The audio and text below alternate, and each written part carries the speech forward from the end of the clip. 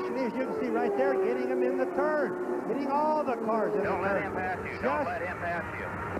Now that was Ronnie Dawes telling Buddy Lazier, don't let him pass. Go as far as Whoa! They get together. Lazier gets the wall, and he gets it hard as he touches with Tony Stewart. You okay, buddy? Are you okay? Yeah, I got lucky on this one. Son of a bitch just ran right into the back of me. He wasn't alongside of me or anything. What was that? I'm a little bit dizzy in the head, but my back is okay. My feet are moving, everything's okay. Okay, very good. But what did he do? Come up on you? Well, if I had the corner, he wasn't anywhere near me. He must have just fucking hit me in the back. Was that Stewart? That, by the way, is not normal for Buddy. He's a very polite young man. But obviously, when you get ricocheted off a wall like that, it certainly brings up the adrenaline and the anger. Well, it was... You don't think that Buddy Lazier is a class act? After he was released from the hospital, the first thing he was concerned about, his protocol on the radio as ABC listened. Buddy, you're okay, but you have an apology. Yeah, absolutely. I mean, I really apologize. I had no idea there was an open mic going on. And it's a very emotional time when you're in a race car. And we had such a good race car going on, so I'd like to apologize to everybody. Didn't know they were listening in, but I don't want to apologize to the person that made contact with me. We had a great race car. We really weren't in the battle with that car. We were there for the end, and I think we had a great run this time. I think we had a good shot at it. It obviously has some understeer. I didn't notice that on the in-car. We'll watch it as it goes down into the corner. You can see this paw-looking thing in the left front. We got a yellow, Paul. We got a yellow. Now trouble on the front straightaway, and it's in fact Stewart. Stewart's engine let go. Unbelievable. Well, leading the race, no warning, gone. And look at the anger in the cockpit. Stewart, fortunately, able to drive it to a stop without causing trouble for anybody. No one got against the wall, including Stewart. It looked like that steering wheel must have been a little slippery the way it slipped out of his hands, Paul. Well, Tony Stewart was furious. He threw the steering wheel, still connected to the two-way radio, out of the front of the car, flings down his gloves in anger. Remember, they had concerns about these engines going to qualifying. They had engine trouble. They finally made a decision to back out of their qualifying engines and use one that was detuned a little bit. But in doing that, they said that they were assuring that the race would run well for Team Menard. Now, one half of the team is gone. Tony Stewart waves to his fans. Sort of an unusual place to pull the thing to a stop. Nah, I wouldn't even run the car hard. I mean, if I was pushing it, I can understand it maybe, but just out there kind of riding around, trying to take it easy. The emotions right now for Tony Stewart. Describe them. Well, I mean, this is the only thing I've ever wanted to do in my life. This has been my #1 goal, and every year I get shit on doing it. So, I mean, how would you feel? Paul? And the start of a confrontation between Kenny Irwin in the Haviline car and Tony Stewart in the Home Depot-sponsored machine. Contact between the two of them. Wound went Kenny Irwin. This is the onboard view from Kenny Irwin's machine. And that was the start of a series of confrontations. This was a little bit later on in the race, coming down the inside, getting past Tony Stewart, and then a little nudge from Stewart in the number 20 car. Saw Kenny Irwin spinning once again. 2 spins. Let's take another look at that. Down comes Irwin down the inside, a brave maneuver to get past.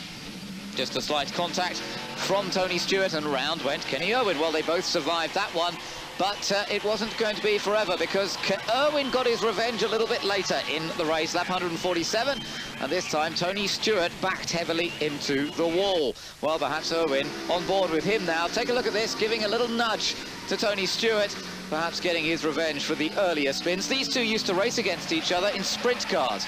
Tony Stewart said afterwards it was much the same in those days as well, but he was not very impressed, and as you can see, Tony Stewart here was out of his car, throwing his gloves at Kenny Irwin, and in fact picked up an official reprimand from the NASCAR organization.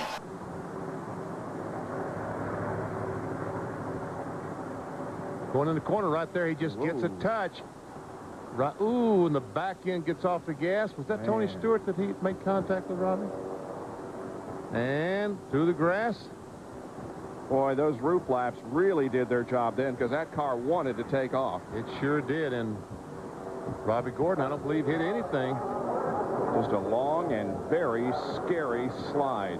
You can see the damage there on the left side of the left rear of the car where he was tapped, triggering the incident. You can see that Robbie Gordon is having a what appears to be a heated conversation with Tony Stewart. There's whoa! Hey, knock it off! You're fucking out of here! Take off! Hey, enough! Enough!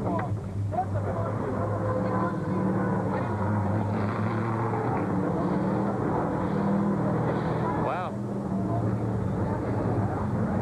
Robbie, you didn't bring your team. I mean, you went over to talk to Tony, but he went to the wrong spot. You don't have your guys. Emotions are high, of course, because everything is so important. It's important to practice well. It's important to do well in the twin 125s tomorrow and get yourself a good spot in the Daytona 500. Here's the replay once again. Left-hand side of the screen, the front car is Robbie Gordon. The second car is Tony Stewart. And right there, they make contact. You know, was Robbie Gordon trying to block Tony Stewart? Was Tony Stewart trying to go someplace that he doesn't? We can't tell from that angle. Only those two guys know. Down to Bill Weber. And Robbie Gordon has returned to his garage and talking it over with his crew. There is a lot on the line here, certainly for Tony Stewart, a potential run at the Winston Cup Championship, and for Robbie Gordon, a return to this series. What happened out there, Robbie, as you saw? Well, Bill, I'm going to tell you my point of view. I'm sure Tony's will be a little different. One thing... We'll go ahead and let the 16 car of Kevin LePage back out here because it's right next to us. That way we can all hear. Sorry about that. Go ahead. We just, we were playing draft and practice out there, and I went around Tony on the outside. Thought I was clear coming down the back straight. Turned me around, but... He says, oh, I ran him down the grass. I know I didn't have him even down to the dotted line yet. So, we just... One thing about it, when the cars get side by side, they catch back up, and I'm just getting a little used to it. Got a lot to learn still. Obviously, you went over there to discuss his view of it. Well, I mean, I was like, hey, why you hit me? It's only practice. I mean, you can tap the brake a little bit or whatever. And he says, you pushed me in the grass. And I know he wasn't in the grass yet, but it's okay. No big deal. I guess he got a little heated. He pushed me, so then I grabbed him. So you know how it goes from there. There's a lot on the line here, isn't there, Robbie? This means a lot to every one of these drivers in this garage. The Daytona 500 is a very, very important race, and we're all, working really hard to get in the show. And I'm sure tempers are starting to flare a little bit, getting into the last few minutes of practice before the 125. So unfortunate what happened to our car. Sorry what happened with Tony. I guess that's what we call racing. Good luck. Thanks. You're getting a lot of people coming over to tell you what they saw. Tell us what happened, Tony. Well, I mean, everybody's out there drafting today. There's no points paid today. There's no money paid today. It doesn't determine any starting positions today. And, Robbie got a run off of 2 on me, and I'm down on the inside by myself. And, the way this draft works, it's kind of like watching geese fly in the air. It's in a V, and I was ahead, and he got the draft and pulled ahead, so I tucked up next to him. And about the time I tucked up next to him, he's clear on the right side to start with, and he drives all the way down. And he didn't just turn all the way down, but he just eases it all the way down to the grass, down the backstretch. Eventually, I've got nowhere to go, and I stop turning. I got to go straight again, and he just keeps coming. He clips the right front, and he spins, and then he comes down here complaining to us. But it's like you say, there's been everybody and their brother come down here, and none of them had a good thing to say about the guy yet. So, Gary Nelson was just down here. He saw the whole thing, said I did nothing wrong. So the only thing that's done, it's cost us our practice session for something in practice that didn't make any sense, and there was no reason for. So my guys are here working hard trying to get the Home Depot Pontiac ready to go back out. Let's take a look at this incident between Tony Stewart and Jeff Gordon. Well, see, Tony Stewart got sideways trying to enter turn 3, and he had to go up the racetrack to save the race car. When he did, Jeff Gordon was right there, and we saw Tony run into Gordon, and Gordon, trying to give Tony room, went over and hit the curb on the right side. Now, I don't know if he hit the wall or not. He's busting my about taking it easy at the beginning. Hey, buddy, make up your mind, all right? Speed up, you won't have that problem. Hey! Him and I. Gordon truck, move off. Him and I. Yeah, why? Because I couldn't help it, Jeff. They got on purpose. What you want want to do it. You know what? If you're going to do it, then I'm going to do it. I'll slam you straight in the wall the next time you're anywhere near me. First time you hit me in the wall, you better get your... Well, then what'd you do? What'd you just do? Just do to me. I owe you one now, buddy. Gordon turns around Tony Stewart. Here they come to the flag. Sadler wins it. Andretti is second. And Gordon crosses the line third after contact, turns Tony Stewart around. I think that will really be a battle for turn four, for the fourth position. Those two guys will probably be meeting each other down there very shortly. Here he goes. Matter of fact, Tony is going up through there. Here goes Tony looking for Mr. Gordon. Here's a look at the spin and the contact. Well, he gets a run on him. He just gets down underneath him just ever so slightly. Tony comes down. No place for Gordon to go. Ever so slightly.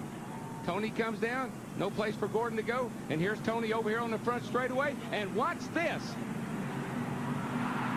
And on pit road, Stewart expresses his displeasure with Jeff Gordon. And if when he gets down here and gets this thing wound up, he might have some more things to say. We have heard they have reserved seats in the front of that red NASCAR truck. What happened between you and Tony Stewart at the end? Well, I've been working on him for a long time. Come off at 2, had a great run, and he got sideways, and I got underneath him, and he just turned down on me. You know, I did everything I could to keep from hitting him because I don't want to, you know, take a guy on the last lap. But hey, I got the position. We're battling all the way to the end. This is Bristol, and I'm going to do everything I can for the position. And I don't see anything wrong with what I did. You know, I thought that it was pretty clean. But I just want to say thanks to everybody with DuPont and Pepsi, Quaker State, GMAC, Chevrolet. You know, this was a great effort for us today. How about the retaliation? How about Tony coming back at you? Is that okay? That doesn't surprise me one bit. Okay, Mike.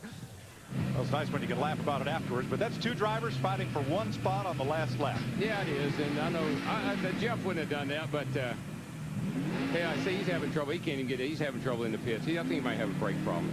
That's what I think. I tell you, Jeff said he wasn't surprised. I'm surprised he didn't hit him harder. That's what I wasn't surprised in. Well, if you're looking for Jeff Gordon or Tony Stewart, this is where you'll find them. Both of them are right up in the front of the truck. Let's go to the studio and Chris. Back on the 97 for a second of Kurt Busch. That's not good feedback when you tell the crew chief there's something wrong. Oh, yikes. That's not good. Oh, they're spinning behind him and getting a chain reaction. Caution is out as Robbie Gordon 31 spins around. It was just a matter of time before Tony loses his cool. These pit stops are getting to him, and he's losing it right now. And this is where your spotter comes in and say, look, you got a good race car, 200 laps, calm down. You had a good race car. You may have just wounded it. Here's how it started. See, the 32 gets loose. You got to get out of the gas. Here comes Tony. I don't know why he'd be mad at the 22 car. I think he's just mad. I don't think he's mad at anybody. I think he's just mad. Well, Tony Stewart and Scott Wimmer, we're told, are going to be black flagged. Look at the official in front of Tony Stewart's car. He has his right hand on his head, signaling that there is an infraction by the driver. He has one finger in the air with his left hand, indicating a one-lap penalty, and the same is going on in the 22 pit for Scott Wimmer. Now that's Frank Stoddard talking it over with Greg Zipadelli, the crew chiefs on the two cars, explaining what happened in the incident. And let's show you what happened after the caution flag came out. It's one of those situations where you say, man, what are you doing that to me for? I didn't do anything. Well, Wimmer turns in front of Tony. Tony turns down into Wimmer. And I guess that's how you discuss things under caution, Darrell? Yeah, it's just, you know, you hit me once, I'll hit you twice. Contact. Tony Stewart and the two of Rusty Wallace. Rusty comes up, looks low, but Tony was there. That's quite a bit of damage to the corner, the right front corner of that 20 car. Let's see here, this is the 20 coming off. That's Rusty on now. Oh, Rusty got into the outside retaining wall. And that was a pretty hard lick to that outside wall. Oh, yeah. And that was a different incident than the one we saw before.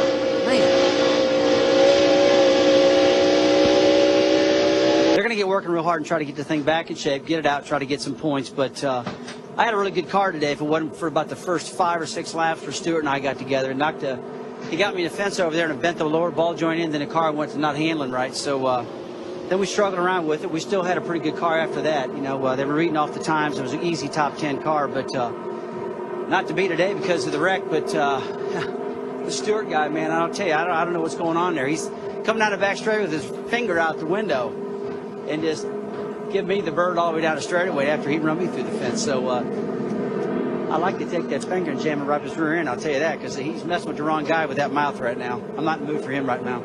Tony, are people making too much about the on-track stuff, or there may be some hidden frustrations over the fact you haven't won yet this year? There's no hidden frustrations. I think the people that are blowing it out of proportion are, Mike Joy and Larry McReynolds and Darrell Waltrip in the booth. Nobody else has been complaining about it. But Rusty and I talked when we saw each other, 2 days ago at the airport, and we were just kind of laughing about it and shook hands and went on. And, our fans at Sedalia, Missouri, and Knoxville, Iowa, that came out to watch us run the sprint car, they stood out in the rain for a half hour in the rain to get autographs. So it's funny. I keep watching the replays of the race after I get home and listening to Darrell and Mike Joy and McReynolds. It's like you keep watching the screen waiting on Tattoo to come by in his little white tuxedo welcoming everybody to Fantasy Island.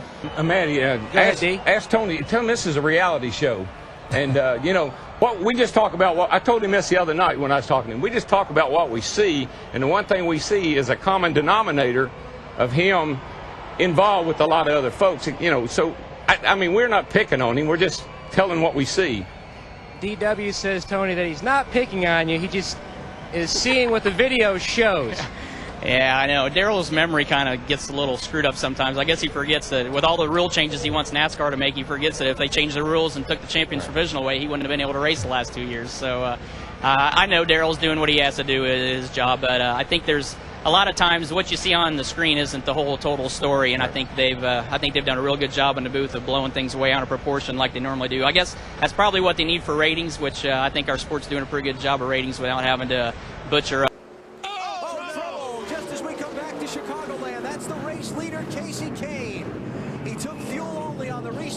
And he's got company in the big pile. Junior, the 8 car has crashed. Dave Blaney, John Andretti was involved. 4 tires, no tires, 2 tires. And Jeff Burton, the 99 car. You think somebody spun their tires on a restart? No, because Tony Stewart jumped up on the outside of Sterling Marlin and passed him on the restart, which was legal, but he might have made contact with the 9 car. Scott Riggs with damage. He was having a good run. Casey Kane took fuel only on his pit stop, got out front with the lead. His teammate Jeremy Mayfield and Sterling Marlin only took right side tires. Tony Stewart was the first one with 4 tires. He got an incredible jump on the restart to the outside. You see Blaney waiting for help. I'm interested to see what happened myself, Wally. Wow. BP, there's a big fight in the 20 pit. Tommy Baldwin, a number of the Dodge guys came down to talk to the 20 crew members. NASCAR officials do have Tommy Baldwin. They are trying to break this up. Huge altercation down here in the 20 pit, guys. Man. Here's my point on this deal, guys. When some guys take tires, some guys don't take tires. If you don't have new tires, you can't go into turn 1 as hard as the guy that's got new tires. So Casey Kane went into the corner, but he couldn't charge the corner like Tony Stewart, who had the new tires. Ever see Tommy Baldwin, the crew chief on the right, the light-haired fellow, the dark-haired fellow, Jim Pullman, the car chief. And it may not be over yet. No, it doesn't look like it. That's the problem when you have the different tire deal. That was a great comeback by Robbie Gordon, though. I mean, he did a good job. I don't think Tony Stewart and Brian Vickers are happy with each other. Yeah, that's probably from the little interlude deal. These guys are wound up, but not much you can do about it after the race. Tony, man, doesn't get that. And look at this, up across the track. And a lot of guys with some heads-up driving. A lot of cars missed this wreck. Oh my goodness. He was on camera on the big screens around the racetrack and said, move the camera. Now we're going to leave pit road. And NASCAR Race Control a moment ago told both these drivers, Matt Kenseth in the 17 and Tony Stewart in the 20, to settle down. Well, you know, Kenseth should be hot. He's got a race car that's probably not capable of winning the Daytona 500 now because of that. Black flag 17. Matt Kenseth will have to come to pit road. And they're going to throw the green flag. This is them coming off of pit road after they had been warned to settle down. when you leave pit road, you can't go above the yellow line. Got the back end, slaps it pretty hard, pretty darn hard. Just ran out of racetrack. Yep. Then at the other end of the speedway, turn 1. You know, Matt was already a little loose getting down in. It looked like he was really almost sideways before Tony ever got in there and got on him. Had to look at that again. Have these two guys had a little, didn't they start the year off this way? At Daytona. See those three cars back there stopping. They didn't know where these two were going to go. You just watched that replay. What did it look like? I didn't see the beginning of it. You know, I knew Tony had a run, and you know, I just, you know, at the start finish line, he was still behind me, so I just pulled down against the grass because I was going to obviously protect the bottom. And you know, if he got inside me, I don't know how he did. He must have run over the grass to get there. And once they said he was inside, I moved up, but he just tapped me in the left rear, and then he proceeded to take a right and run me up the fence. So, you know, if he was under there, I didn't know he was under there. I don't know how he got there when I was against the grass. Two really good cars wrecked in the garage. Tony, you've seen the replay. You were there. What happened? Well, it's pretty funny. That's the first time I've actually got to sit in the truck and watch the other guy in the interview, but it's a pretty demented view from where I saw. I mean, I got to run on him like he said. At least he got that part right, but you know, you can see where they start the camera view that he's a whole lane and a half low, and you know, you don't go in the corner that way, so obviously he's blocking there. And you know, if he wants to complain about me getting under there, I mean, I was there, and you know, any other weekend that would be acceptable, but you know, it's the Nextel All-Star Crash Fest, so you know, I think he screwed up on this one and thinks that if he thinks I did that and that was my fault, he screwed up in the head. Let's watch it. I don't know if Kurt got into the back of Tony or not. Let's wait till we get around here and see. Tony's car just, Tony hit the apron. He got down on the apron. He got a little bit loose. Kurt was all over the back of him, and there he goes. Tony's dropped the window net on his car. That's a signal to safety workers that he is okay. Watch the yellow line. Yeah, watch the left front tire. Gets it on the apron just a little bit. You see the car wiggle, and he gets loose. He's got to probably lift out of the throttle a tad. And here comes Kurt. Cannot get off of him. They make contact. And then once Tony gets sideways, nowhere for Kurt Busch and the two to go. What a shame. You're doing 185 miles an hour, Darrell. The car in front of you suddenly loses several miles an hour of momentum. Was there anything Kurt Busch could do to avoid Stewart? No, you could see he was trying to get down. He was trying to get underneath Tony to get away from me. It wasn't possible. He did everything he could do. We had a good run on the 20 car, bumped into him a little bit, and we both got taken out of the Daytona 500 off of my mistake. So I hate it for my guys. They work real hard at putting together good cars, and our sponsor Miller Lite and everybody that's involved with the team.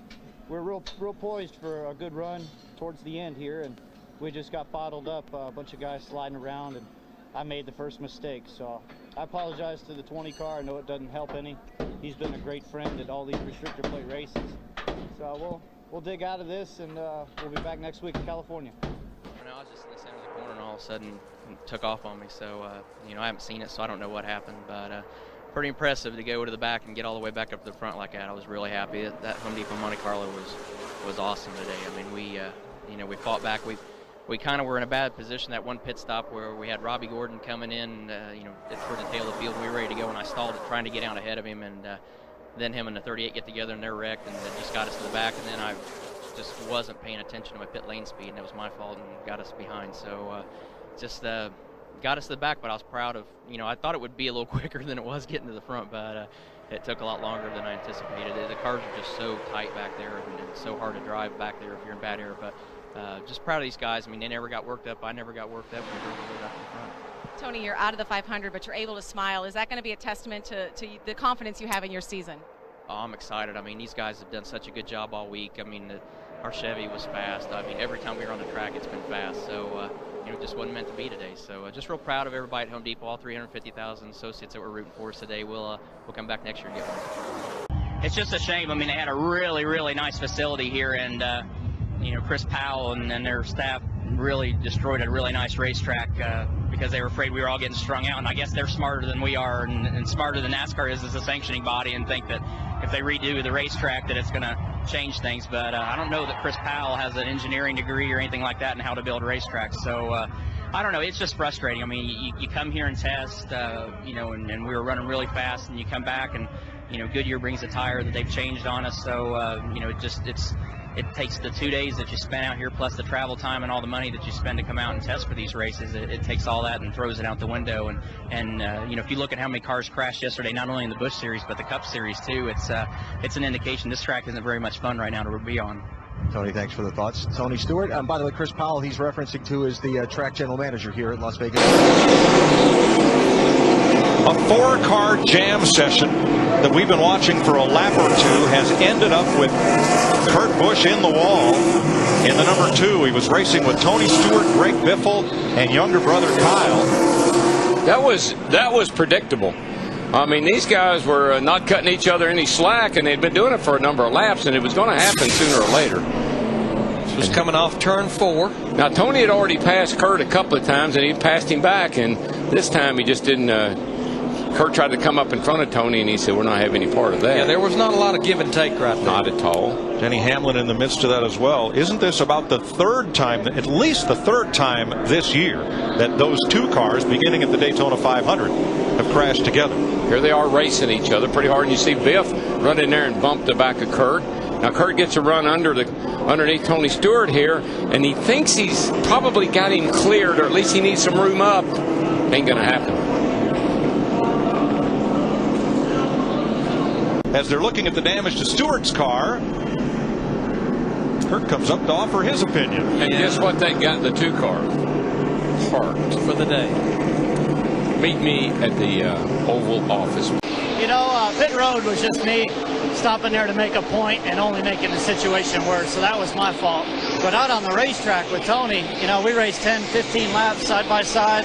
He didn't give an inch, and I was making sure that I stayed off of him because earlier in the day, he tried to wreck us at 2 restarts, so I'm not sure where he came from today. It's really confusing on that side of it, but he did get mission accomplished. He wrecked us, and I have no idea what it stems from, so tough day for us and our Miller Lite Dodge.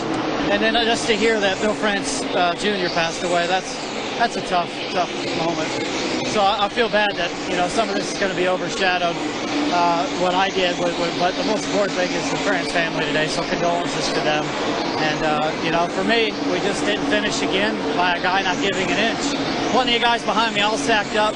He had let a few guys go. Don't know where he's coming from today, so we're all real confused. Well, you know, I regret my actions and what happened on Monday's race, and, you know, the incident was out on the track, not on pit road, and so I didn't mean to jeopardize anybody's safety, and that's something that I've talked to J.D. Gibbs and Coach Gibbs about, as well as Jason Lee, that crew guy. So, you know, the points and the money, it's what it is. We just need to work hard and gain some points back this week, and we've got the next 20 some odd races to gain those points. What's been the reaction from the peers in the garage area? We're going to let you go be introduced. How about that? We need to go do that? All right. I don't know. I mean, Kurt's a good guy. I mean, you know, he's been catching a bunch of crap this week, and it's heat of the moment, and you know, it still doesn't mean it was a good deal by any means. It still was a bad deal, but you know, that's what makes him such a personality in this sport. Me too. I mean, I've done things worse than what he's done, so you know, it's you know, we all get through it, and we're back racing this week, and you know, I'm glad he's still here. I mean, I know there were people that wanted him to be parked for a week, but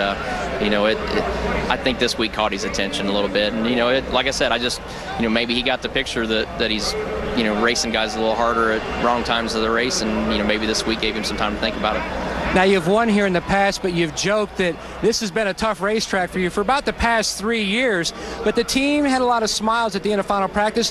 How good is the car? I'm excited about it. You know, our Home Depot car was really good yesterday. It was, and I knew it was good off the truck when we started in race practice on Friday, so I'm excited. I mean, having it overcast today probably is actually, I think, will even play into our favor a little bit more, so I'm excited. I'm ready to go. And this is like your all-star lineup from Wednesday night behind you. No, I know. We all we all ran dirt the other night, and then we all qualify up front this week, so maybe that's a good omen. I don't know, but well, I know we all had fun Wednesday night, and we had a great show last night. Steve Casebolt won the race, and Scott Bloomquist ran second, had another great show. So I was really excited. It was an awesome weekend. I'm glad it's over. I can finally get some rest now. Yeah, I mean, we're okay with things. We're racers. We're both champions, and we both know what we had to do to get to this point in the sport, and we'll both move on from this. So we just need to give each other some more room out on the track, and things will be cool. You raced for one of the most respected men in the garage area, Roger Penske. What did he have to say about all this? You know, we had some conference calls and had a lot of people in on it, and we're trying to put our arms around the problem exactly, and that stemmed from out on the track, and we don't need to compound the problem any further. So we're putting this behind us. We're moving forward, and he's got the team behind me 100%, and we've got 100 points to go gain, but yet we've got more to do that. More time is ahead of us, and we just need to get ourselves locked in the chase, and we'll be all right. Speaking of on the track, you're pretty good at this one. Second twice here last year. How about today? You start 27th, so a little traffic to work through. Yeah, we didn't qualify as good. The backup, that was its first lap running with it, and so the Miller Lite Dodge is solid. We just haven't found the right key things to change with this new tire, and so that's kept us behind a little bit, but we've got all day to work on it, and Roger's always got that pit strategy up his sleeve. This is heading into one. It's David Gilliland in front of him.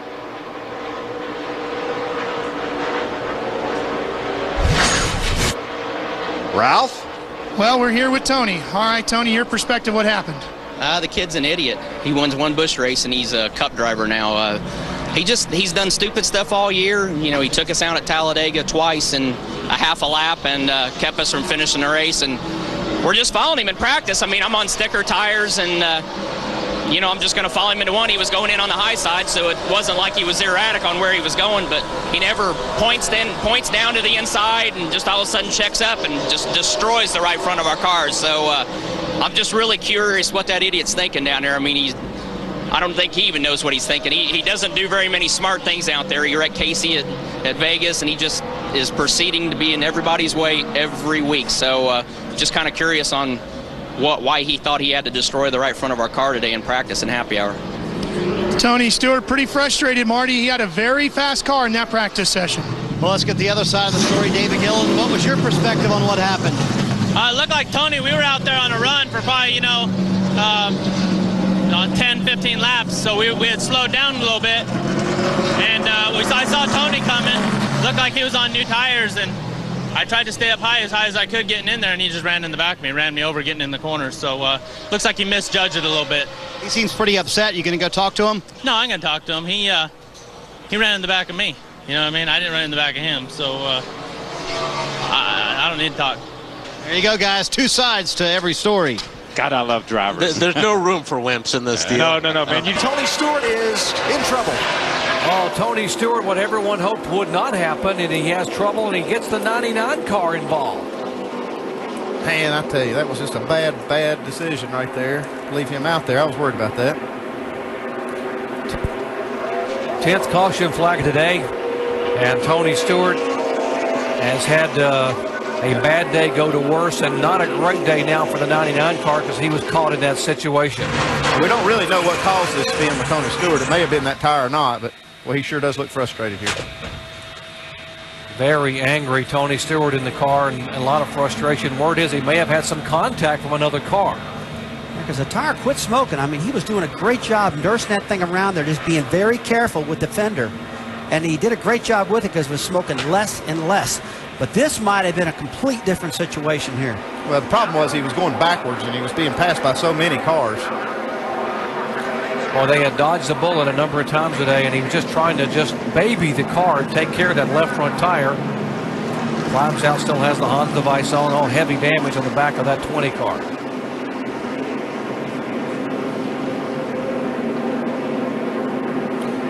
Let's show you what happened here. Lap 175.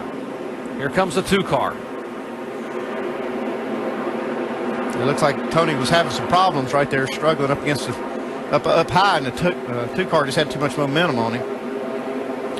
Carl Edwards was on the high side, and he was trying, he had nowhere to go, and Tony's car spun up, and Carl just goes right into him. So damage on the front of the 99, and there's the heavy damage on the back of the 2-time. Yeah, we see the tires flat on the left front. Tony probably had that tire go down and trying to get out of the way, and 2 car got into the back of it. Yeah, that's exactly. You see the sparks flying out from under the car. Nowhere for Kurt Busch to go. That's a great pickup, Andy. The tire going down, and suddenly Tony slows up, and there's nowhere for Kurt to go right behind. Yeah, not totally unintentional by Kurt Busch. Tough break for Carl Edwards, too. He's got his hand out the window. Watch the left front there. See his hand come up. If his hand comes out.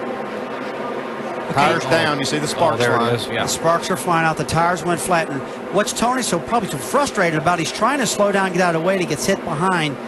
And really, Kurt didn't have anywhere to go. He just couldn't slow down that quick. Just a tough deal for both of these drivers. 2 chase contenders, 3 chase contenders in this now. So, wow, the chase contenders here at Kansas City today have had a tough go of this. Tony Stewart began the day second in the chase, just 2 points out of the lead. Here again's what happened. Watch the left front. See the sparks come out, abruptly slows, and there's the 2 car.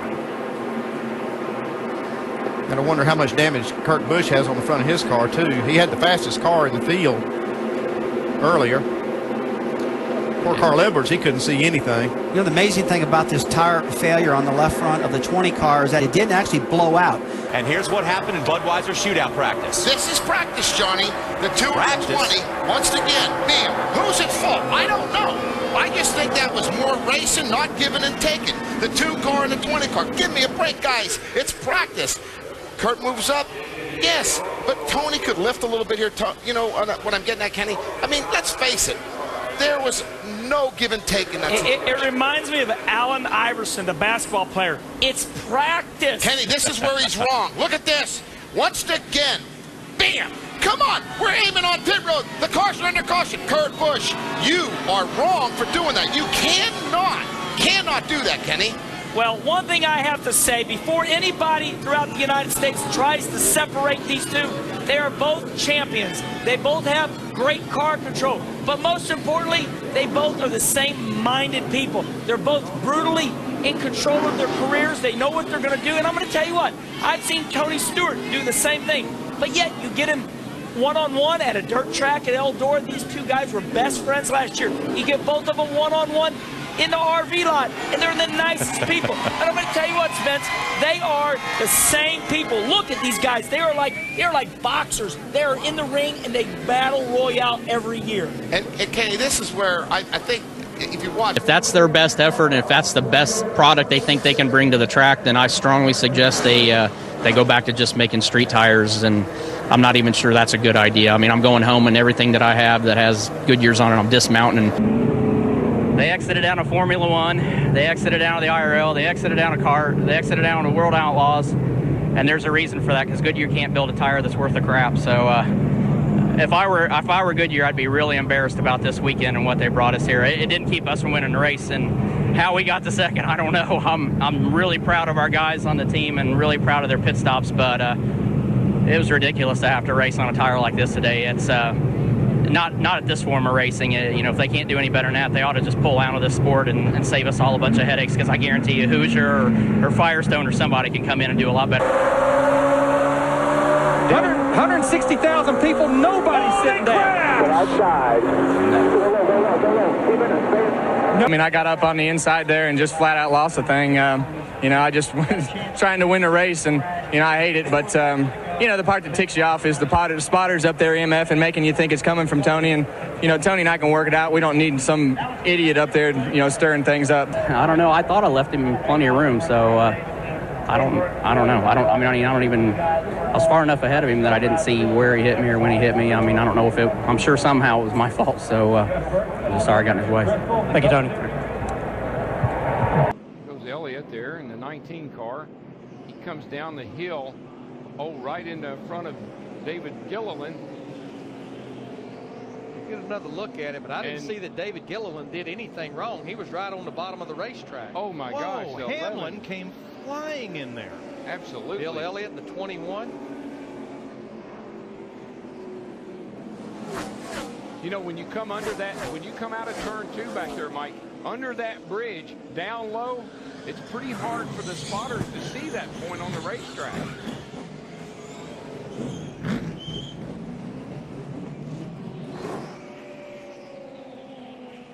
See the 19 go up the hill. Here comes Tony and he says, "Oh man, please go down, please go down." Boy, look at Casey Kane in that 9. He actually got some damage on the rear.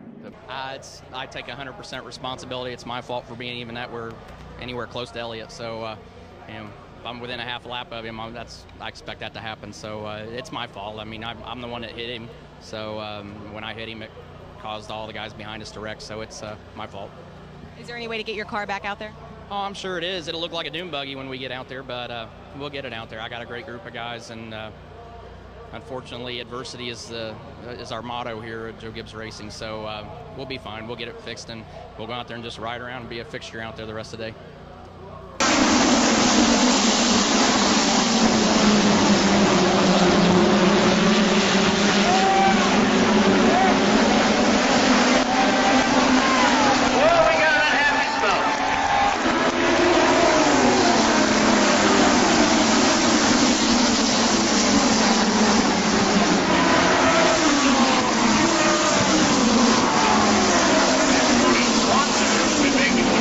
Pit stop. There's Tony there in the orange car leading Jimmy Johnson, and they both peel off and head to their pits. Now, the only thing I could see, obviously, we've had the benefit to look at this in the commercial previous. It really isn't anything that stands out from Tony's pit stop. But when they leave, he just got beat out of the box. He just didn't get out of the box. I don't. Good job, guys. We gave another one away today. Great job. 10-4. Great attitude there, Smoke. We stalled it a couple times up pit road and gave up spots. Remember, we win and lose as a team. It's a great effort, okay? It's enough of that crap. Difference is I got mine back.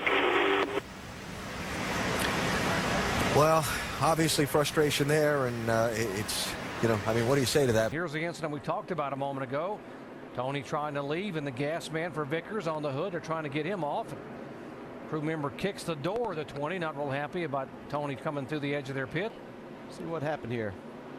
Guess who? The 83 of Vickers. Oh, made some pretty good contact with that left rear, Brian Vickers. Brian may have to look at that left rear tire. Yeah, definitely.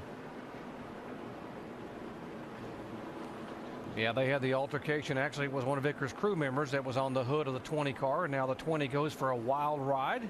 That shot right there shows you just how fast he's going sideways.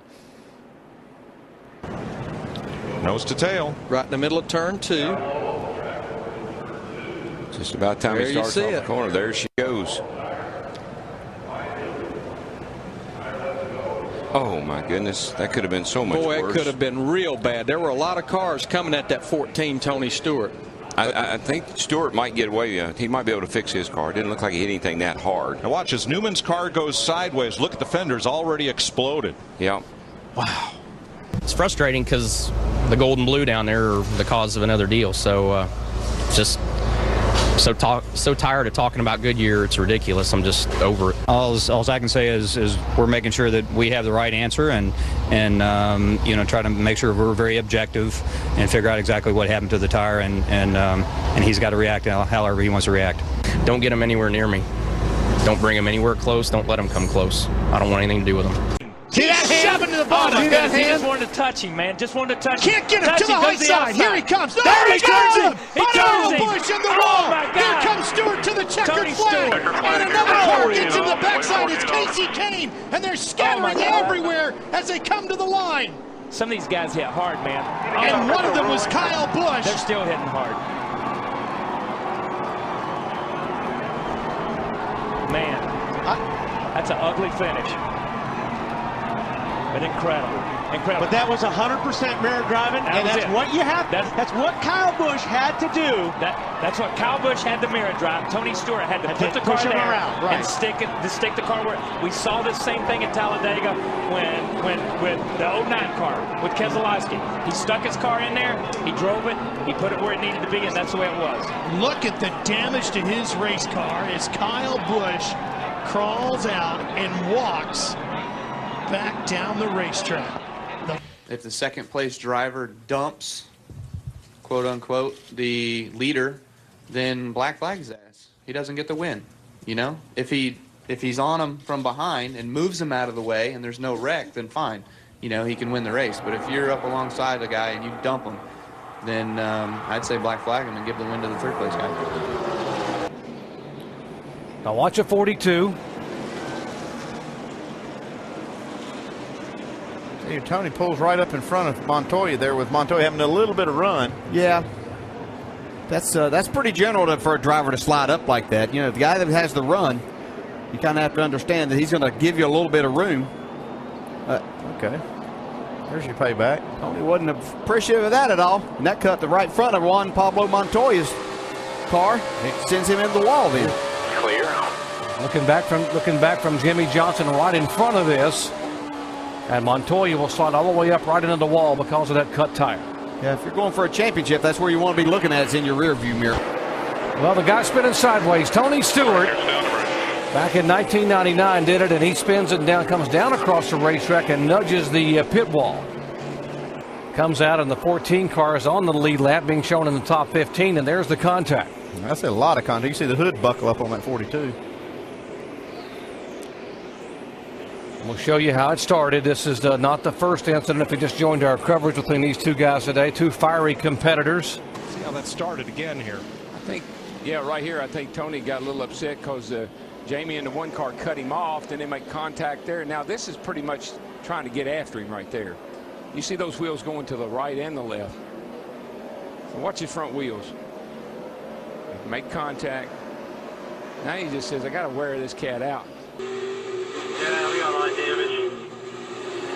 That fucking idiot tries to run us straight off the racetrack. I'm going to hold my line. Get exactly what you're supposed to do. Don't worry about it. That's Vickers up ahead. They're going down at 11. Stewart just leans on him and keeps leaning and keep leaning and just pushed Vickers into the tires down there. The attitude kind of, what the heck, I'll let him go and then pay it off. And I can guarantee you that all clear. All Vickers has been thinking about since he got turned by Stewart was getting in a position to do this. Looking for him. Where's that 14? Yeah. Yeah. Yeah, this is early. Okay, no, this is just now. Oh, yeah. I mean, Vickers comes from the left side of the racetrack, or from on your screen comes from the right side of the racetrack across to run in the back of time. I probably had it coming because I dumped him earlier, but I dumped him because he was blocking. So if anybody wants to block all year, that's what I'm going to keep doing. So they can handle it however they want. But it was payback. But you know, I dumped him first, and I dumped him because he was blocking. So it's just, I've been complaining about the way that guy's been racing all year, and I like Brian. I'm not holding it against him at all. I don't care if it was Ryan Newman. I would have dumped him too. So if they want to block, that's what's going to happen to him every time for the rest of my career. Oh man, I'd love to lie to you, but it wasn't. Don't lie to me, Brian. No, I'm just not my personality. You know, I guess Tony told you that that he dumped me on purpose, and I know Tony well enough to know he's a smart enough driver that he didn't accidentally drive in there that hard and from like 20 back and wreck me. So, you know, I don't know why he did it. I think he told you he felt like I was. Felt like you're blocking a little too much too early. Yeah, you know, he may not have noticed, but the 18 was off the racetrack and was coming back across through the dirt sideways, and I was trying to avoid the 18, and I was on the inside of the car in front of me. So Tony was the least of my concern. I don't think it was an attempt to block Tony. But, you know, that's what he felt like it was, and, you know, he sowed his oats and he reaped them. So when you have done something like this, you say you intentionally wrecked him, he says he intentionally wrecked you. How do you handle it from here? We'll be fine. You know, it's funny, I found it ironic that our relationship started in turn 11 in 2004. What happened there? He wrecked me and then I wrecked him back. Well, so this is a repeat of history. I think it is. Yeah, I guess, you know, just every once in a while stuff happens. You know, I'm not a scatologist, but it happens. Is there a growing anger on the racetrack or a growing lack of respect, you feel like? No. I have a lot of respect for Tony. You kidding me? I had a ball at his Prelude to the Dream. I mean, what a great charity event. You know, Tony and I, you know, it's funny. Tony and I race probably better than just about anyone on the racetrack on a week-to-week basis. You know, when I get to him, he lets me go. When he gets to me, I let him go. I'm sure we'll be right back to that this next week. We just had a couple of things to talk about on the racetrack today. Kenson drives it in here. He couldn't get his slide job to work quite as good. It's a lot of contact. Oh, no. There they go.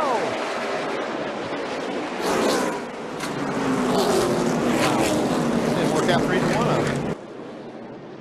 Tony not very happy. Gosh. looks familiar. Well, we know what Tony thinks.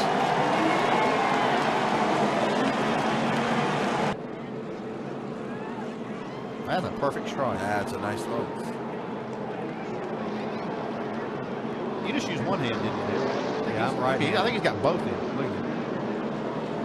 And the southpaw, too.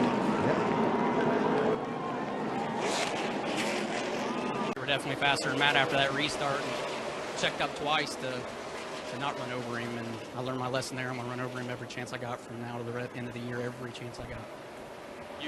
You'll get that helmet back. Your aim was precise. I don't give a crap. Let's see what happens here. This is what Tony is upset about, I guess. No question. Joy blocked him, cut him off right there, and I'm sure that's what Tony. You know, quite honestly, it's a restart for heaven's sake. And boy, Tony Stewart is after Logano.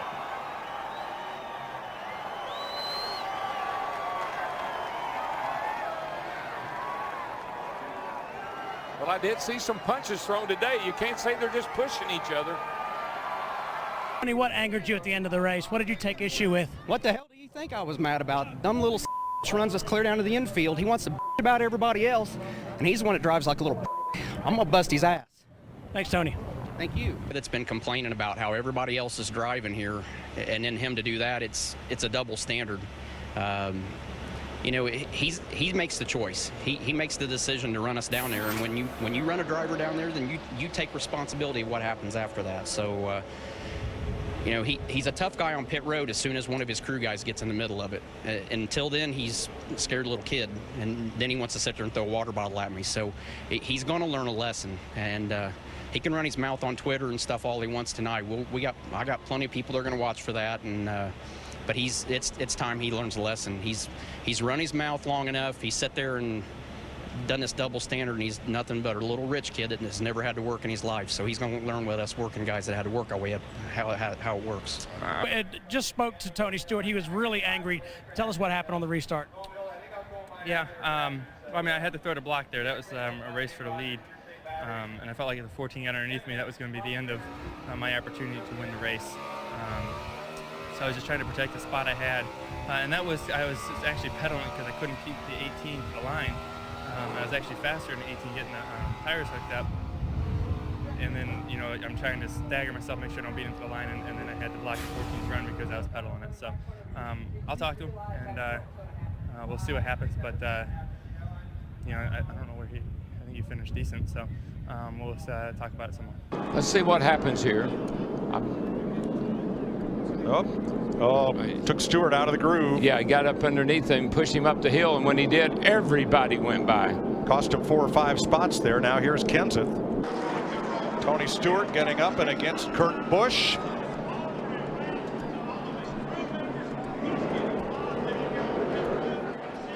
A lot of emotion here, a lot of temper, a lot of emotion. Oh, yeah. A lot of aggression. This is typical Richmond. Yep. This little deal here, it's not over just yet. Opinions expressed out on the racetrack carried over here in the garage. And Kurt, your conversation between yourself and Tony Stewart, what took place? We'll get to that in a minute. I mean, for us, this was a solid run with our furniture row car. We were there. We were top 5 all night. Some guys cycled ahead of us. Some guys, you know, we were able to get back by on long runs. So all in all, a great night for us to be in the top 5, have restarts up front, and lead some laps. And then you could just tell. I mean, green, white checker, everybody's going to put on tires. Some guys are going to do 2. Some guys stayed out. And it's just a free-for-all. I mean, there's rubber buildup in the outside groove. There's cars sliding up with old tires. So I don't know what the 14 was upset about. I got hit from behind. I got hit every which way. So did he. Kenseth moved us up out of the way at the end. So that's why I was upset with him. But hey, you know, everybody's free-for-all. We got a top 10. But the biggest thing here is 10 laps ago, this car didn't have a scratch on it. Now it's destroyed. When you look at this race today, what are you going to take away as you continue to build with this entire operation? Just being able to work together through sequences of the race. And today, we didn't quite have the best handling car, but we worked with it in the top 5, and we hoped that the race would come to us. Today, it just didn't pan out. But today was a great day to be in the top 5, posted a top 10, and you know, we got to go for wins. That's where we're going to be able to make the chase and be in the top 20 in points. Now as the car cars stack up at the entrance to the pit road. That's the hit Matt Kenseth was talking about. And while doing that, Keselowski runs into the back of Tony Stewart. So then this.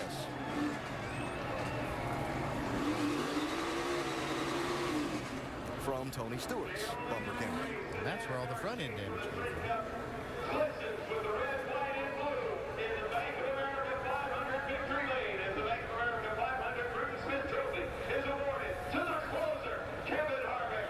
What about the contact on pit road with the 20 and the 14 of Tony Stewart? Yeah, well, I rubbed into 20, and I think he gassed up and ran into Tony, and I don't think Tony knew what was going on. So he's probably upset, and he has every right to be. His car got tore up, but there was a whole lot of other stuff going on, and I'm sure when he sees the whole situation, he'll understand. Come on up. There you go, block him. There you go.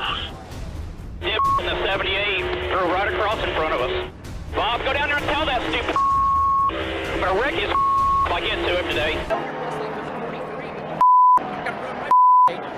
I don't know what he did to you, but I knew you were mad at him. There's somebody else out there with you two right there. I mean, how does he get up like that?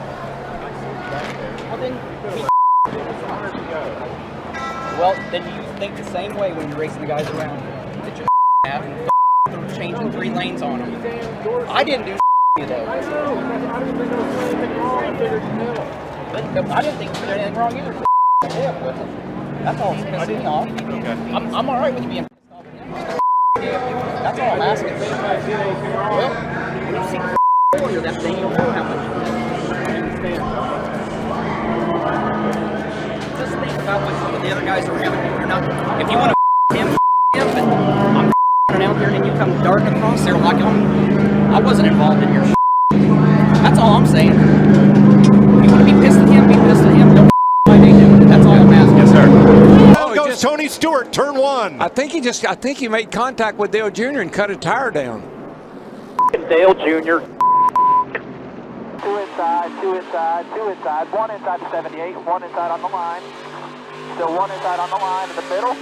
In the middle, clear high, 1 inside. Bumper, he's on your tight for you. He's left, keep coming, keep coming. Keep coming there. Caution is out. It's a blown tire. He's just spun out and he's rolling. No other contact. Outside. Down the 51, I had 2 guys underneath me.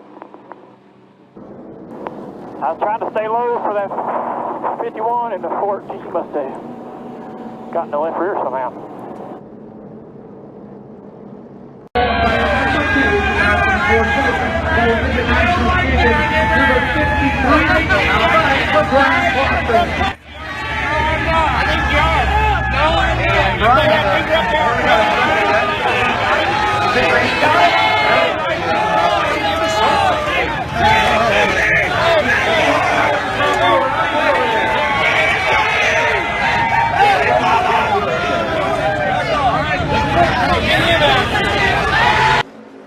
Whoa, Kurt way up the racetrack.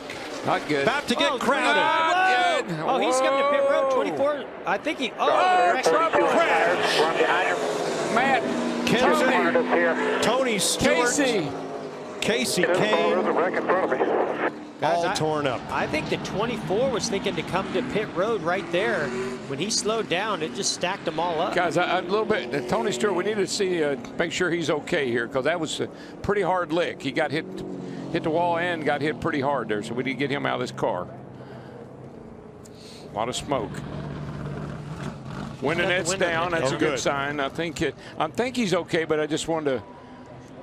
Don't need to take any chances with him. Now watch Chase Elliott as Tony Stewart climbs out under his own power. Boy, that's good news. Yeah, he jumped. He jumped. 24 of Chase Elliott was trying to wave off to the cars behind him. He was going to pit, but it definitely has been one of those undescribable nights.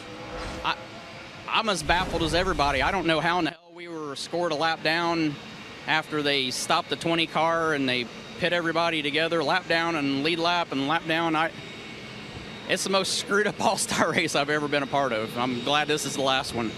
The good news is you're okay. Yeah, I'm all right. All right. This looks a little touchy right here. Stewart. Watch this. I don't know if Jamie's been told by Tony, but don't block me. That's probably not a good idea. Whoa. little contact there between the two of them. Now, Jamie's been on the pole for 2 of the last 3 races here. He's about to be on the tires. Yeah, that's right. Oh, and now I'm wondering, did Jamie McMurray come out on newer tires and was sort of getting up to speed, so he didn't truly want to give up that position? There's some contact right here heading into turn 1. The 31 accelerates, gets inside the 14 as they enter the backstretch. Yeah, we've seen this several times. The cars haven't, getting into turn 1, and the 14 just kept coming down on the 31 on the back straightaway. Wasn't happy maybe with what went on in turn 1, and big impact by the 23, and you see right there Chris Buescher kind of bounces between them. Yeah. Luckily gets through, but that was a really big impact for the 23 of David Reagan. It was great to see him climb out. This would be a great view of it, Jeff. Outside 14.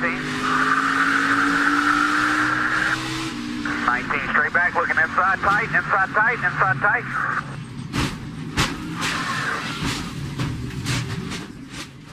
We got wrecked hard right here, got wrecked hard. Well, I'm fine. I mean, I think it was pretty obvious watching the video. I don't even have to watch. The 14 cut across my nose in turn 1, and I got into him after that, but he'd already chopped into me and messed up my line, and I clipped him a little bit coming off the 2, but then he just cut across my nose going down the back straightaway there, and I guess he thought he was in the sprint car again. Didn't know how to control his anger, so we'll fight, keep fighting like we always do. It's unfortunate. Not the end that we wanted to with the Caterpillar Chevrolet. Had to thank Granger and Wicks and Sprint and everybody else that helps put us on, but just disappointing that you got somebody old like that's retired and should be retired the way he drives. It's just ridiculous. And you were racing him pretty aggressively for 9th place in the turns before that. Do you think he had any reason to be ticked off at you? I only hit him in turn 1 when he cut across my nose, so I don't think there was any reason other than him just being bipolar and having anger issues. So, well, I mean, you can look up, you can Google Tony Stewart. You'll see all kinds of things he's done. Look it up on YouTube, everything else. Quite the guy. I expect him to be frustrated. I mean, this was an important race, and he had 26 weeks to get himself in the chase, and he was in a pressure situation going into here, and I had nothing to do with the first 25 weeks that put him in a pressure situation. But I'm all right with getting run into once or twice, but third time is a charm, and that's when I'd had enough of it. And I run him down the back stretch, and I wrecked myself doing it. So it wasn't like I wrecked him and didn't wreck myself. I took myself out of it by doing that. But I think for 370 some odd laps of getting run into by different guys, I held my cool pretty good. So he doesn't seem to think so, but I'm not really sure that I'm going to lose a lot of sleep over his opinion tonight.